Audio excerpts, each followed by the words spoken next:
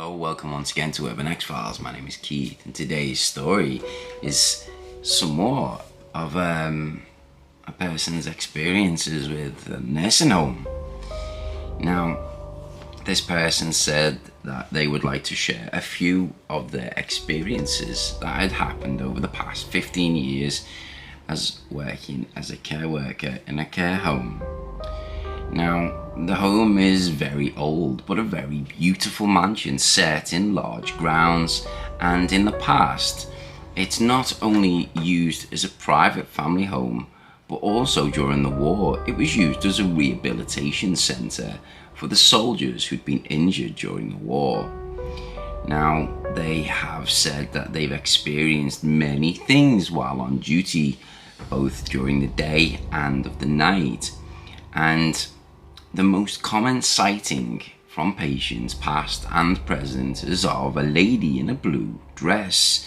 Many patients have mentioned her, not only to me but also other colleagues. It always seems to be patients who reside in a certain corridor of the home that mention the ghost of this blue lady.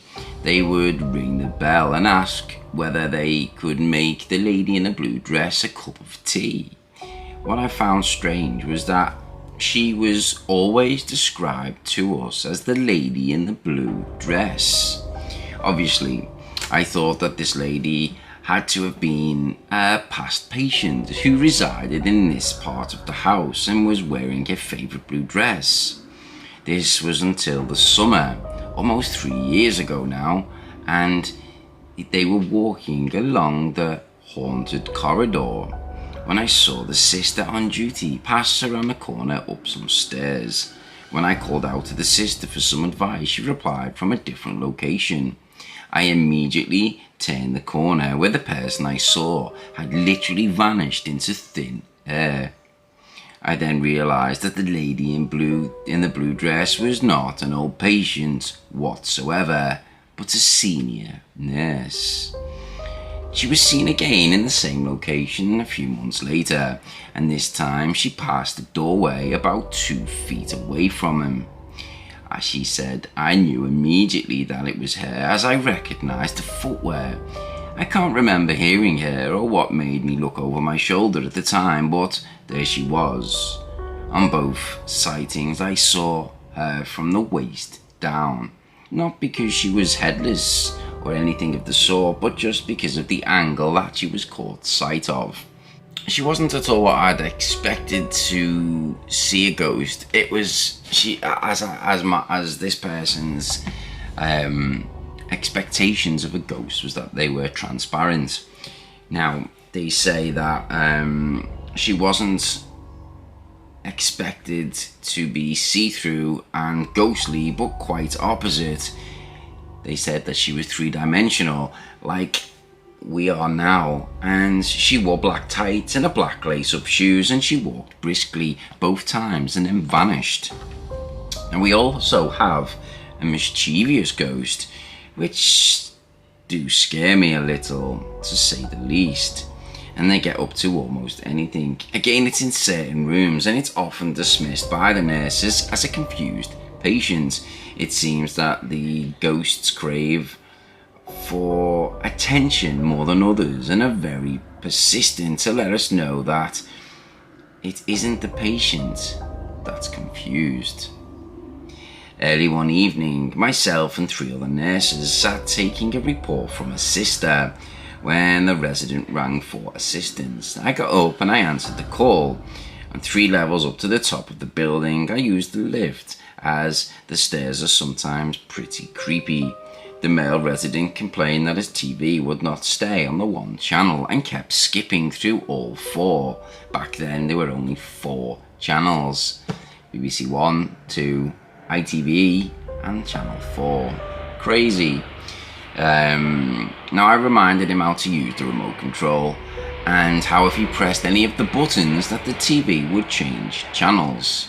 Happy with that, this person returned back to the staff for the meeting. 2 minutes later, he rang again. I went again and had to had the same complaint, so I put the TV on the channel he wanted to watch and placed the remote away from out of his reach.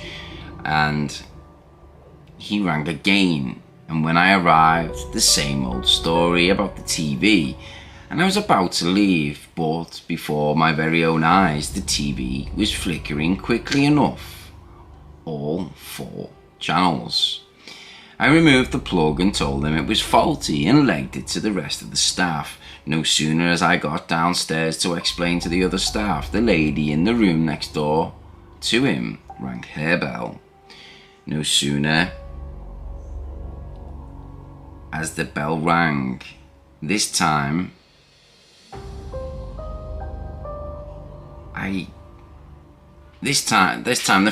the feeling was very nervous, and I took the 3 other nurses with me to investigate. As we passed the man's room, his door slammed shut in front of us all. As if that wasn't enough, the lady in the next room who was ringing was fast asleep in her chair, and her bell was about 4 feet away from her on her bed. Footsteps have also been heard running across the floor, and they've been heard late at night when everything is quiet and the residents are fast asleep. It's as if someone is doing their rounds, checking in on the patients. You can hear them walk and stop, then walk and stop until they reach the end of the corridor. Then they walk the whole length back, and you can hear this most nights about 2 or 3 times. Now when we've gone up to check, there's nobody there.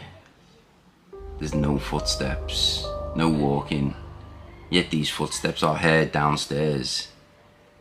This is the scariest part of the story.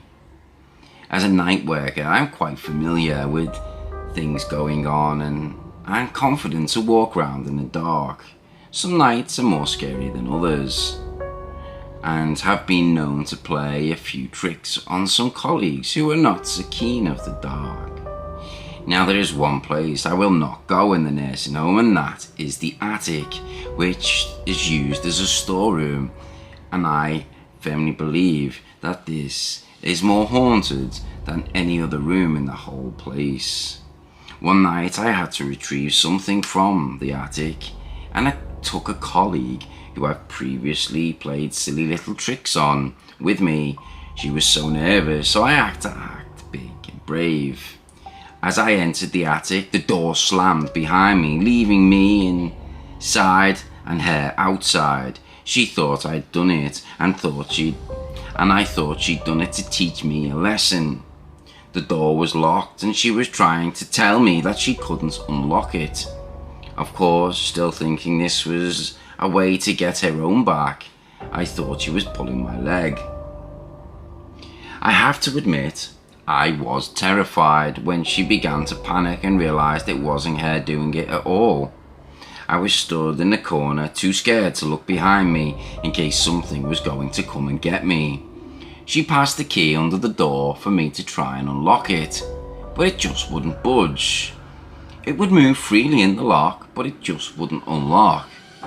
Within sheer fear, my colleague kicked the door open, and when we tried to unlock it afterwards, it worked just fine.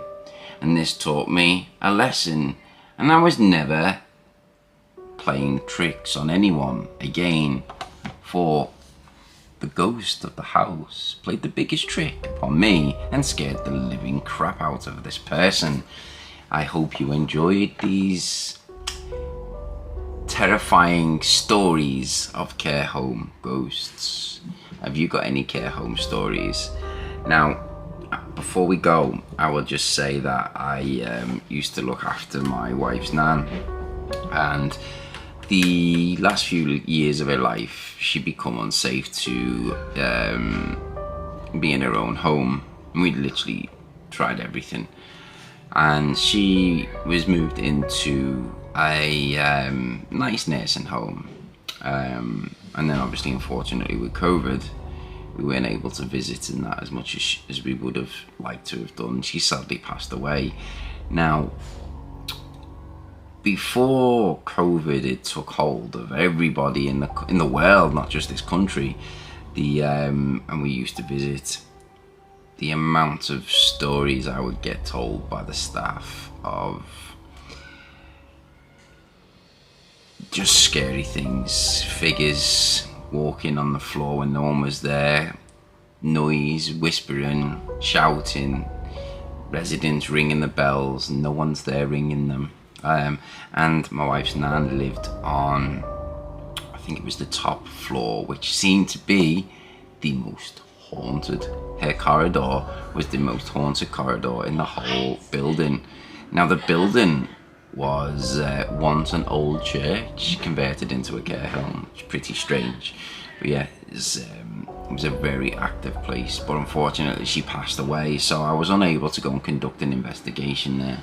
But that would have been pretty intense. I would think it would have been a really good investigation. Anyway, I hope you enjoyed these stories. If so, smash the like button, take care, and see you all in the next video.